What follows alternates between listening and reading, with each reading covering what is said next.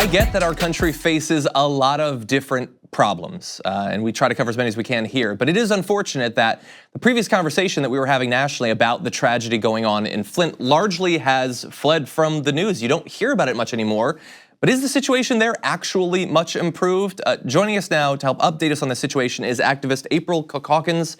April, welcome to the Damage Report. Hi, thank you for having me. We're very glad to have you here and to get us up to date on what's actually going on there, especially since we hear so little about it nationally. So I know that you've been involved in this tragedy for some time. How did you initially get involved in what was going on in Flint? Just being a regular community activist here, and then when the water crisis hit, we kind of shifted our gears a little bit from violence to the community water crisis. So what was your position at that point?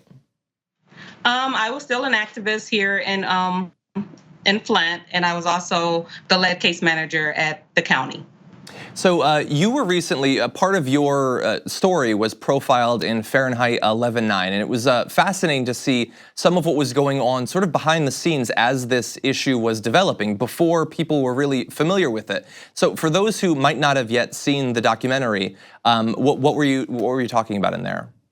Well, I was talking about my role working there as the lead case manager and how we had to input the different lead levels and how things were behind the scene a little complicated for me because they were asking me to do things that I didn't feel comfortable doing. And I chose to resign because I just didn't want that type of blood on my hands. So they actually wanted you to falsify the lead testing information, and let's be clear, about children, implying that they had less lead in their system than they actually had, correct? Absolutely. It's difficult to imagine something more abhorrent than the government trying to do that. And the reason I want to ask about this is because I think that a lot of people's perception about Flint is that this was just an unfortunate accident, or it was a series of they really made mistakes there. But your story implies that there was a bit more sort of willful negligence to this story. Would you describe it that way? I would describe it that way, yes. This was a man-made disaster. This wasn't an accident or anything like that. And we did, thankfully, during the 2016 election, there was a little bit of talk about Flint. There was the idea that perhaps something would be done. Unfortunately, it doesn't look like that's been a big priority from Donald Trump. But in that media coverage about Flint, is there any other ways the media sort of got the situation wrong or didn't report on it in a way that you would have felt would be more accurate?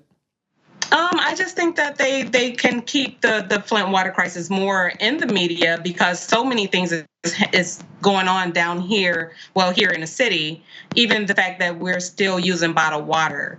And some people think that the crisis is over when it's not. We still have to use bottled water to cook, bathe, everything with. Yeah, and that I would have to guess that for many people across America, that is not their perception, that it's still at that level of the response to it. So you said that there's more going on there. What are we missing nationally? What else are the people of Flint sort of struggling with as this tragedy continues?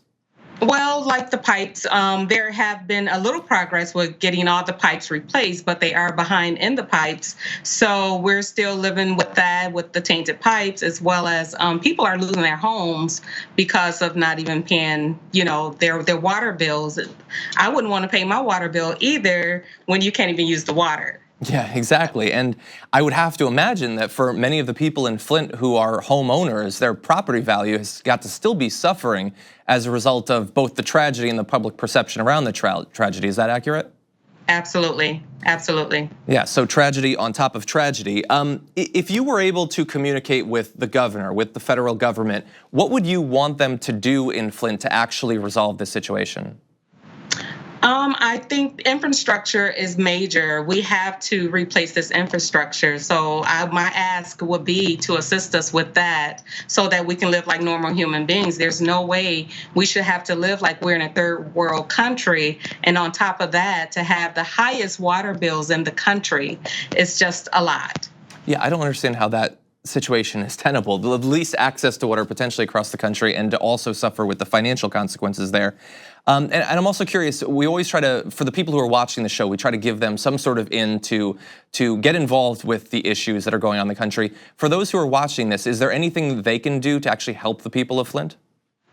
Absolutely. I know that for our church and what we do, because we kind of tailor towards we have a program called Flint 4000, and that helps the homebound citizens that even though we do have some type of water distributions, they have no way of getting water. They can't leave their homes. We're dealing with people that are handicapped, blind, and just can't leave home.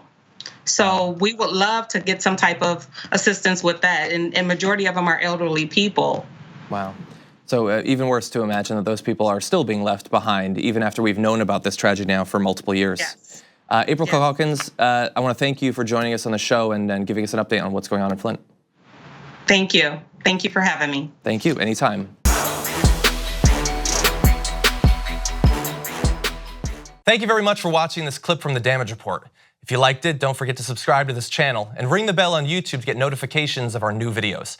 And of course, you can catch the full Damage Report live every weekday at 1 p.m. Eastern, 10 a.m. Pacific on TYT Network on YouTube TV.